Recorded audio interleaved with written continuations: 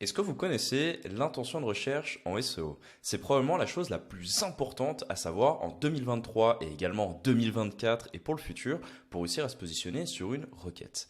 Instant un peu théorie, donc globalement il existe quatre types d'intentions de recherche qui permettent de répondre à des micro-moments comme on pourrait l'expliquer dans le sens où j'aimerais savoir des choses, j'aimerais savoir comment y aller, j'aimerais comment savoir faire et j'aimerais savoir comment acheter. Et grosso modo, en français, ça donnerait, voilà, il y a les requêtes informatives, où typiquement on aura du contenu de blog, des articles, qu'est-ce que c'est le running par exemple, on aura de la navigation de marque, par exemple Decathlon, Decathlon chaussures de sport, Decathlon nanana, etc. On va avoir les transactions commerciales, où là on va taper meilleure ceinture running nanana, ou alors ceinture running à vie, etc. Donc là les gens ils sont presque en train d'acheter. Et après, on a les requêtes transactionnelles où là, directement, on va taper achat, ceinture running, etc. Voilà, désolé, c'était un peu long, mais grosso modo, si je vous explique là, ça, c'est que si on a envie de se positionner sur des termes e-commerce, commerciaux, il va falloir un petit peu tricher avec Google. Petite micro-coupure au montage. Donc là, en fait, je vais vous expliquer pourquoi est-ce qu'il faut tricher pour se positionner sur des termes comme ceinture running pas cher, qui sont des termes commerciaux.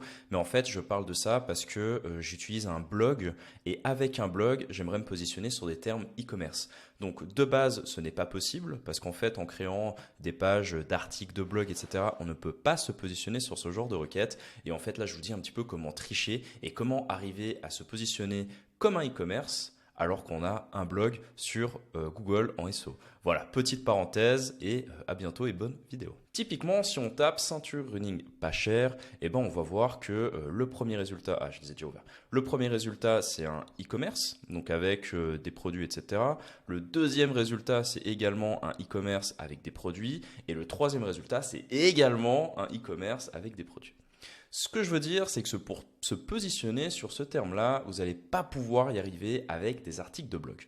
Et imaginons que vous faites de l'affiliation. Donc l'affiliation, c'est consiste à mettre un lien vers un produit et le faire acheter dans un e-commerce concurrent. Donc globalement, je vous montre. Là, il y a par exemple ceinture running. On va pouvoir aller dessus. Il y a des tests produits. Et après, dans les tests produits, il y a des liens vers, par exemple, Amazon pour acheter le produit. Mais en soi, le site en lui-même, Ceinture Running, ce n'est pas un e-commerce.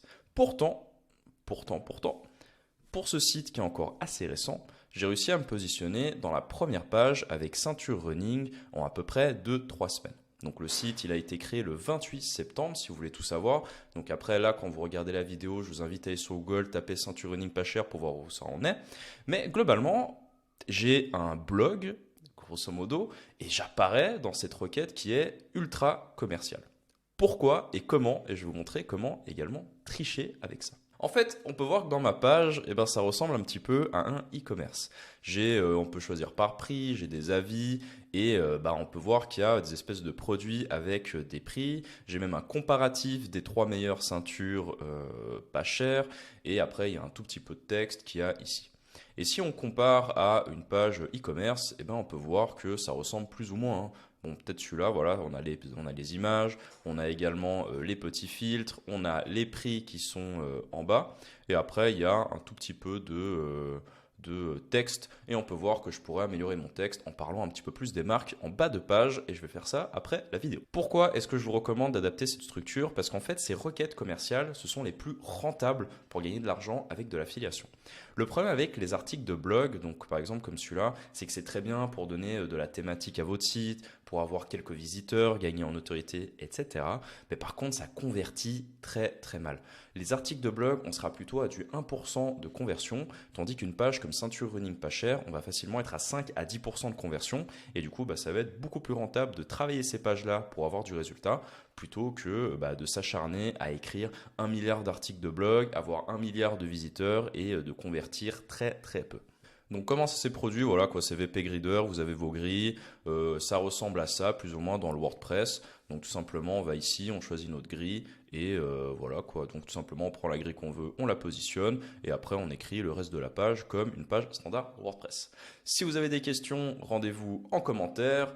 En tout cas, je vous invite fortement à faire de l'affiliation e-commerce. C'est un petit peu mon hack pour pouvoir me positionner sur des requêtes commerciales sans avoir un e-commerce, parce qu'avoir un e-commerce, c'est beaucoup plus lourd à gérer, tandis que faire de l'affiliation, créer des fiches produits, c'est assez léger en soi, ça se fait plutôt très bien.